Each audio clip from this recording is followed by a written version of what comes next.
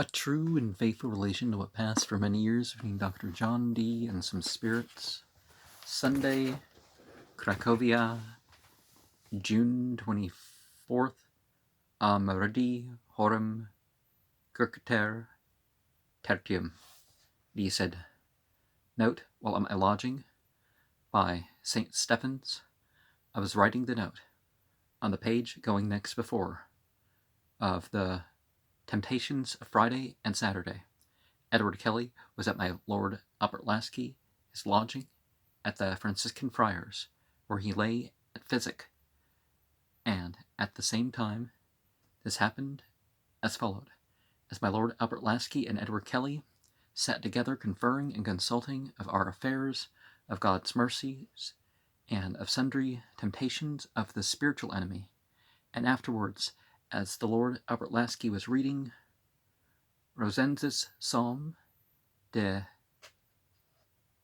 Fiducia in Deum, suddenly, upon Edward Kelly, his right shoulder, did a heavy thing seem to sit, arrest, whereof he told the Lord Albert Lasky, and afterwards was this voice uttered by that creature in Latin, Lasky veniet tempus cum tu portibus versum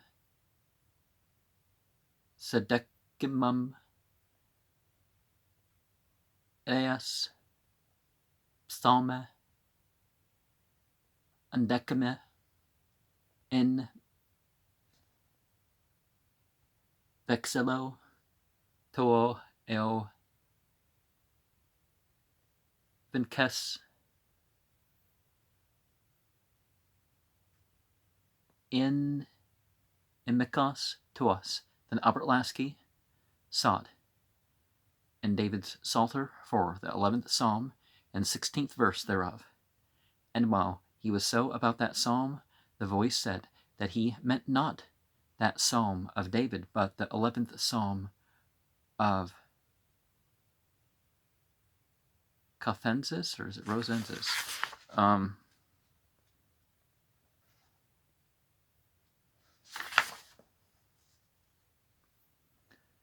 Which psalm the Lord Albert Lasky was then in reading to Edward Kelly was about the verse, his labor, $1, and so on, being about the 6th verse. By and by, the voice said in English, Trust thou in God. Hereupon the Lord Albert Lasky did read forth that psalm of Rosensis, and when he came to the 16th verse thereof, being Se ambulovero in medio tribulationis me custodes adversus inimicos tu manum tuam extendis eo dextera tua me salvabis. Thereupon the voice said, Put to the first line of the next verse, and that was Domino tu omnia pro me perficius. And as he would have read further, the voice willed him to stay at those words and said as follows, I swear unto thee by the true and living God that this shall come to pass.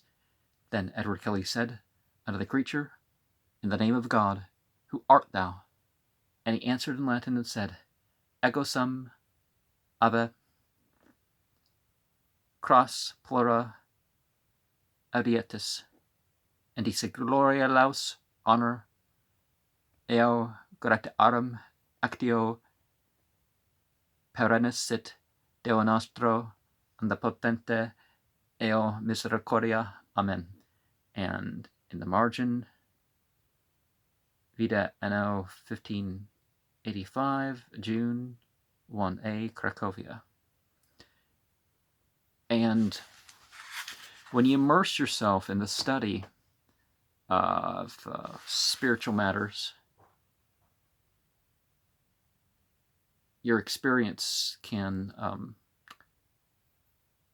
come through those. But we need to understand as we do our physical work, that's not the real battle.